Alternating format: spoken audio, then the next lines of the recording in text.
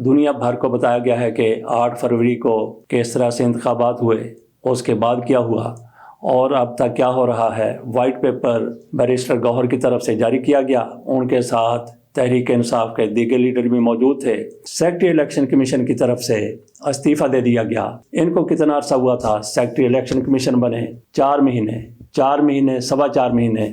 3 لوگ ہلاک ہو گئے ہیں، مقابلے میں ہلاک ہو گئے ہیں، جنہوں نے جج شاکر اللہ کو اغوا کیا تھا۔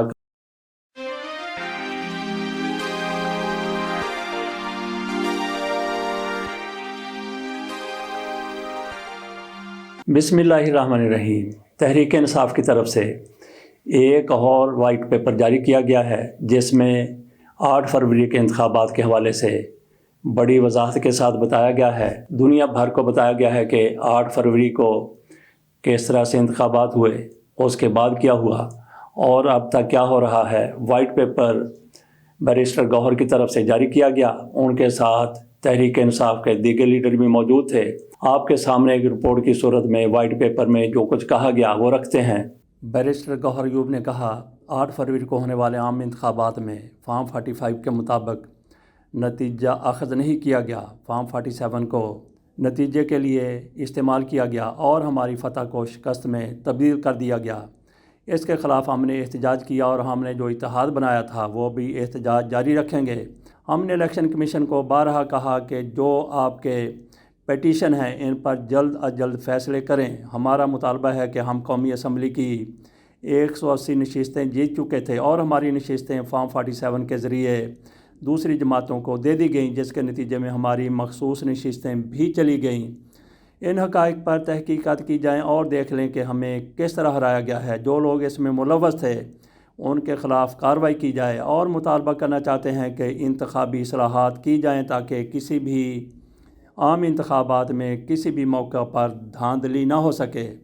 اس موقع پر جب وائٹ پیپر جاری کیا جا رہا تھا، تحریک انصاف کے سیکرٹری جنرل عمر ایوب نے خطاب کرتے ہوئے کہا کہ اس وائٹ پیپر سے ثابت ہوتا ہے کہ جب الیکشن کمیشن کو پتہ چلا کہ تحریک انصاف سویپ کر رہی ہے تو ایک بھونڈا طریقہ اختیار کیا گیا اور فارم 47 پر انحصار کیا گیا۔ تحریک انصاف کے 1000 ووٹ کو تبدیل کر کے 100 کر دیا گیا، جبکہ مخالفین کے 11 ووٹوں کو 1100 کر دیا گیا۔ یہ بھونڈا طریقہ کار اختیار کیا گیا۔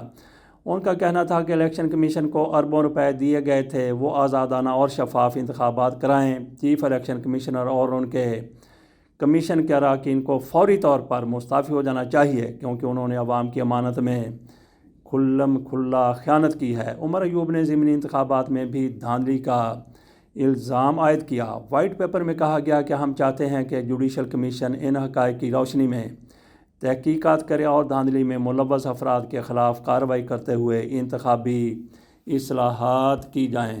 جی، آپ کے سامنے ہم نے رپورٹ رکھ دی جو کوئی تحریک انصاف کی طرف سے وائٹ پیپر میں کہا گیا۔ شاید ایسے کئی اور وائٹ پیپر بھی تحریک انصاف کو جاری کرنے پڑیں گے، کیونکہ 8 فروری کو انتخابات ہوئے، اس کے بعد ضمنی انتخابات 21 اپریل کو ہوئے۔ اس دوران اور اس سے پہلے بھی تحریک انصاف کے ساتھ جو کچھ ہوتا رہا، ان کے لیے ایک نہیں کئی وائٹ پیپرز کی ضرورت ہے۔ اگلی خبر کی طرف چلتے ہیں۔ سیکرٹری الیکشن کمیشن کی طرف سے استعفیٰ دے دیا گیا۔ ان کو کتنا عرصہ ہوا تھا سیکرٹری الیکشن کمیشن بنے؟ 4 مہینے، سوا 4 مہینے۔ 4 مہینے کے دوران ان کی ایسی صحت خراب ہوئی کہ انہوں نے استعفیٰ دے کر گھر جانے کو اپنے لیے آفیت سمجھا، یا جو کچھ بھی آپ سمجھ لیں۔ ان کی جگہ کس کو تعینات کیا گیا؟ استعفیٰ دینے والے ہیں آصف حسین صاحب، ان کی جگہ کس کو تعینات کیا گیا؟ ان کی جگہ عمر حمید صاحب کو تعینات کیا گیا ہے۔ عمر حمید صاحب کون ہیں؟ عمر حمید صاحب پہلے سیکرٹری الیکشن کمیشن ہی تھے۔ ان کی مئی 2023 میں مدت ملازمت ختم ہو گئی تھی۔ ان کو 1 سال کی ایکسٹینشن دی گئی تھی۔ 1 سال کی ایکسٹینشن پوری ہونے سے پہلے ہی 5 جنوری 2024، آج سے پورے 4 مہینے پہلے، انہوں نے صحت کی خرابی کی بنا پر استعفیٰ دے دیا تھا۔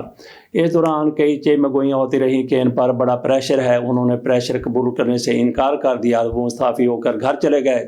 لیکن یہ خبریں بھی آئیں کہ وہ ان کی طبیعت ٹھیک نہیں ہے، صحت ٹھیک نہیں ہے، اس لیے وہ اپنا کام کچھ دن کے لیے مؤخر کرنا چاہتے ہیں، کچھ دنوں کے لیے وہ ریسٹ کرنا چاہتے ہیں، کچھ دنوں کی وہ چھٹی پر جانا چاہتے ہیں۔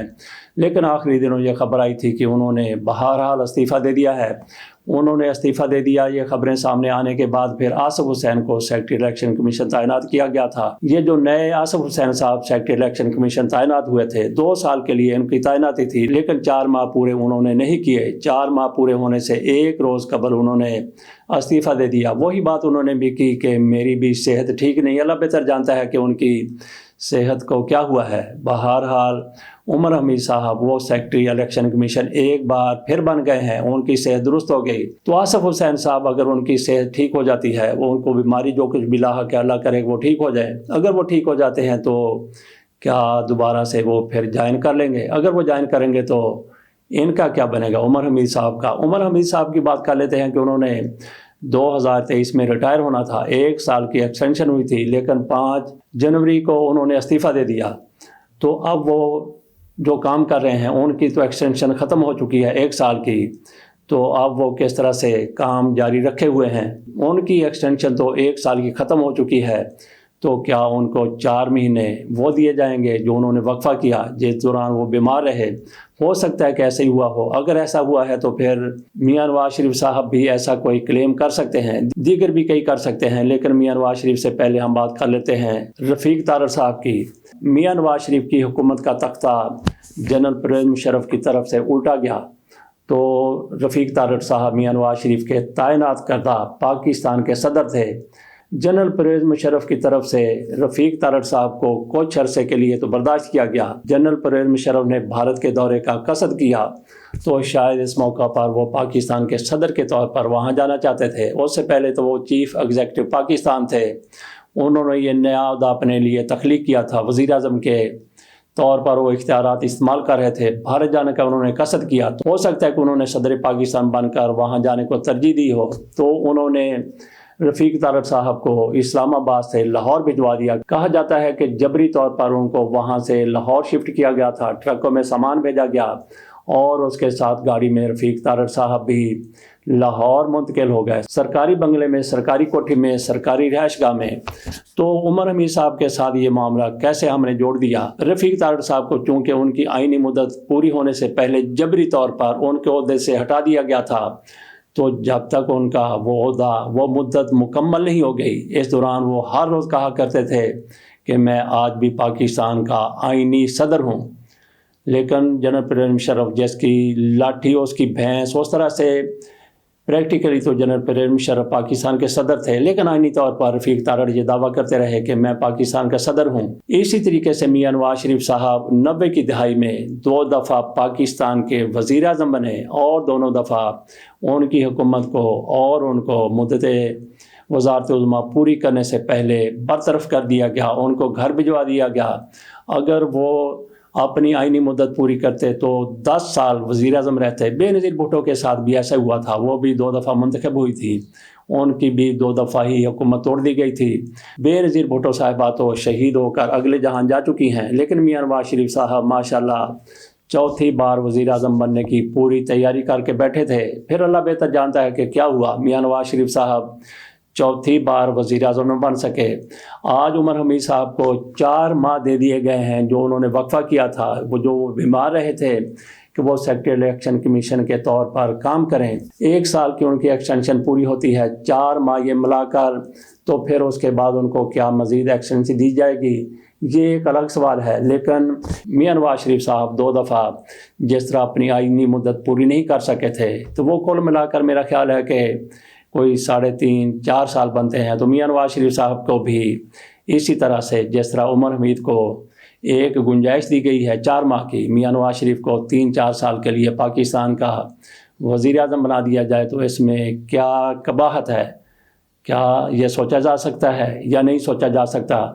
اس کے بعد عمران خان ہو سکتا ہے کہ وہ بھی کہیں کہ میری بھی 1.5 سال کی 1.25 سال کی مدت بچتی ہے، لیکن عمران خان کے خلاف تو تحریک عدم اعتماد آ گئی تھی۔ آخری خبر پر ہم بات کرتے ہیں، یہ وہ 3 لوگ ہلاک ہو گئے ہیں، مقابلے میں ہلاک ہو گئے ہیں، جنہوں نے جج شاکر اللہ کو اغوا کیا تھا۔ کہا جاتا تھا کہ ان کو 8 کروڑ روپیہ دیا گیا ہے 8 کروڑ روپے کی ڈیل ہوئی ہے اور یہ 8 کروڑ روپیہ علی امین گنڈا پور کی طرف سے دیا گیا ہے۔ علی امین گنڈا پور اور ان کی حکومت کی طرف سے بار بار تردید کی گئی، انہوں نے کہا کہ 1 روپیہ بھی جج صاحب کی رہائی کے لیے ہم نے نہیں دیا۔ مذاکرات بہرحال ہوئے جس کے ذریعے شاکر اللہ صاحب کو اغوا کاروں سے رہا کروا لیا گیا۔